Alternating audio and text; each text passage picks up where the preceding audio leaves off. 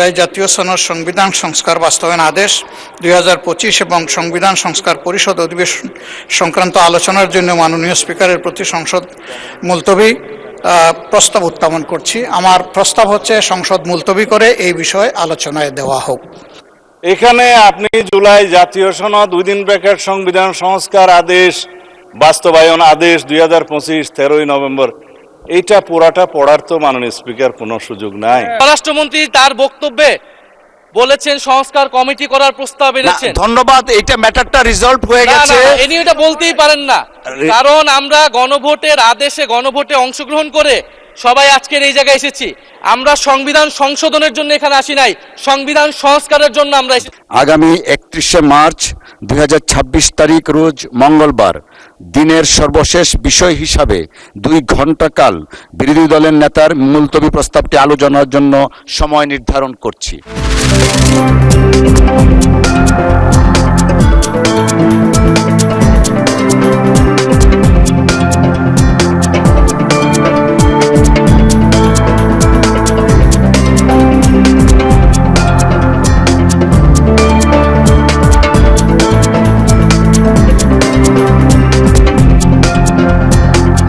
আমরা 133টা অর্ডিন্যান্সের ব্যাপারে প্রত্যেকটার ব্যাপারে আমরা আলোচনা করেছি। এখানে অনেকগুলো অর্ডিন্যান্স যেভাবে আছে সেভাবে পাশ করার বিষয়ে সিদ্ধান্ত হয়েছে। কিছু কিছু অর্ডিন্যান্স সংশোধিত আকারে বিল আনা হবে, সেই হিসাবে হবে। 133টা আইনের মধ্যে কোনো আইনই আমরা মনে করছি না আলটিমেটলি বাতিল হবে। আমরা যেগুলো আপাতত এই আনবো না, আমরা আরো বেশি যাচাই বাছাই করে স্টেক হোল্ডারদের সাথে কথা বলে তারপর এটাকে ফ্রেশ বিল আকারে আমরা পার্লামেন্টে আনবো।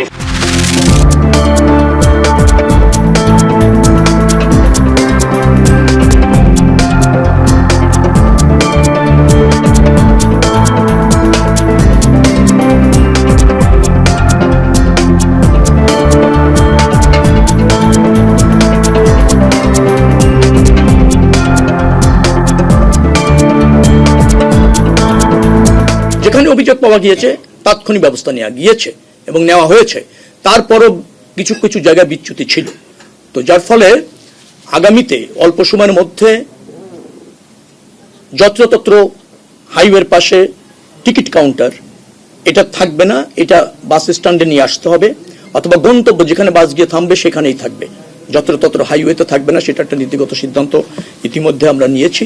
গাজীপুর, চন্দ্রা এই অঞ্চলটাতে সেখানে আরো বেশি কিভাবে স্মুথলি ফাংশন করানো যায়, শ্রমিক সমিতি যারা আছে তারা আরো বেশি সহযোগিতা করবে।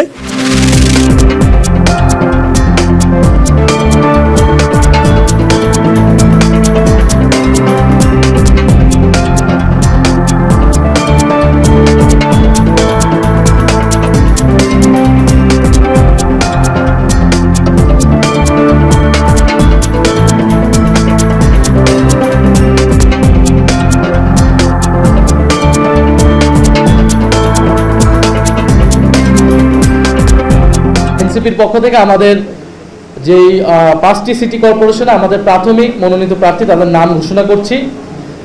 ঢাকা দক্ষিণ সিটি কর্পোরেশন নির্বাচনে এনসিপি মনোনীত মেয়র পদপ্রার্থী জনাব আসিফ মাহমুদ সজীব ভুইয়া। ঢাকা উত্তর সিটি কর্পোরেশন নির্বাচনে এনসিপি মনোনীত মেয়র পদপ্রার্থী জনাব আরিফুল ইসলাম আদি। কুমিল্লা সিটি কর্পোরেশন নির্বাচনে এনসিপি মনোনীত মেয়র পদপ্রার্থী জনাব অ্যাডভোকেট তরিকুল ইসলাম, আহ্বায়ক জাতীয় যুব শক্তি। রাজশাহী সিটি কর্পোরেশন নির্বাচনে এনসিপি মনোনীত মেয়র পদপ্রার্থী মোহাম্মদ মোবাশ্বের আলী। সিলেট সিটি কর্পোরেশন নির্বাচনে এনসিপি মনোনীত মেয়র পদপ্রার্থী অ্যাডভোকেট আব্দুর রহমান আফজাল, আহ্বায়ক সিলেট মহানগর এনসিপি।